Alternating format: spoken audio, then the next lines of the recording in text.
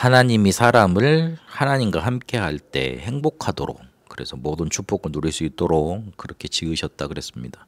이걸 잊어먹지 않고 여기서 벗어나지 않도록 선악과라는 행위 언약을 주셔서 잊지 말도록 하셨습니다. 그런데 이 사단이라는 존재가 인간 세계에 들어와서 하나님을 떠나도록 만들었고, 그렇게 죄 속에 빠지게 만들었고, 그렇게 사단에게 장악되게 돼버렸습니다. 이게 인간의 근본 문제라 그랬습니다. 그래서 우리 인간의 영적인 상태가 마귀에게 소속된 그런 신분으로 바뀌게 된 겁니다. 이러니 마음 상태도 뭔가 하나님 아닌 다른 것을 섬길 수밖에 없고, 그렇게 저주재앙 당할 수밖에 없는 상태로 바뀌게 된 겁니다. 에베소서 2장 2절에 보면, 그때에 너희는 그 가운데서 행하여 이 세상 풍조를 따르고 공중의 권세 잡은 자를 따랐으니 곧 지금 불순종의 아들들 가운데 역사하는 영이라, 그렇게 말을 합니다. 세상 풍조를 따르고 공중 권세 잡은 자 따라서 불순종의 아들들 가운데 역사하는 영, 사단, 악령, 귀신 이런 것들 속에 잡히게 되고 거기를 따라가게 된 겁니다. 그게 구체적으로 어떻게 나타나냐면 우상으로 나타납니다. 그래서 그 우상을 어떤 것도 만들지 말라, 출애굽기 20장 4절에 말하고 있습니다. 하나님을 떠나서 마귀에게 소속돼 있으니 마음 상태가 틀린 것으로 가득 차게 됩니다. 그래서 뭔가 불안하게 되고 염려만 쌓이게 되고 뭔가 채워지질 않습니다. 그 어린 아이가 엄마가 없으면 그때부터 엄마 찾기 시작합니다. 그래서 불안하고 뭔가 편하지 않고 자꾸만 엄마를 찾으려고, 엄마가 없으면 떼를 쓰고 그러는 것처럼 우리 인간의 마음 상태가 그렇게 틀린 것으로 가득 차게 돼버린 겁니다. 그래서 힘들고 어렵고 이거를 해결해 보려고 열심히 노력을 하게 됐습니다. 하나님을 떠나서 자기 힘으로 해결해 보려는 노력으로 열심히 하게 된 겁니다. 그렇게 만나지는 게 뭐냐면 세상 풍조입니다. 그렇게 따라갈 수밖에 없는 게 우상 숭배인 겁니다. 자꾸만 공중 권세 잡은 자가 만들어 놓은 악한 영의 문화, 질서, 이렇게 따라가게 된 겁니다. 그거를 따라가도 이게 틀린 건지 맞는 건지, 이게 제대로 된 건지 뭔가 이렇게 분별할 수 없을 만큼 마음이 다른 것으로 가득 차게 돼버린 겁니다. 그러면 여기서 왜 우상숭배 그렇게 하지 말라고 성경은 강조했는가 한번 확인해 봐야 됩니다. 그 속에 귀신 악령의 역사 일어나기 때문에 그렇습니다.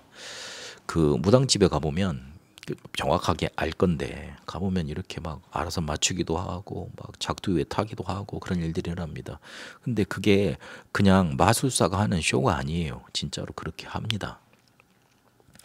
그리고 우리가 어디 산속에 가서 돌을 쌓으면 어떤 신비한 능력 오게 돼 있습니다.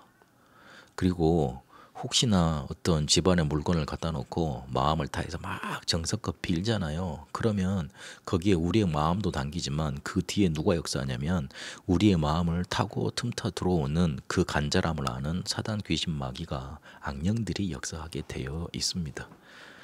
우리가 어떤 지팡이를 앞에다 놓고 계속 안녕하십니까? 안녕하십니까? 매일 절하고 인사를 들어봐요. 거기에 분명히 역사 일어납니다. 그게 무슨 역사냐면 귀신 악령의 역사 일어납니다. 그래서 그 종교 지도자들이 그 뭔가 이렇게 능력을 행하고 치유를 하고 기도응답을 하는 게 어쩌면 마땅한 겁니다. 정상적인 겁니다. 왜냐하면 그 뒤에 세상 풍조, 우상 숭배 따라 역사하는 악령 귀신의 역사가 일어나기 때문에 그렇습니다.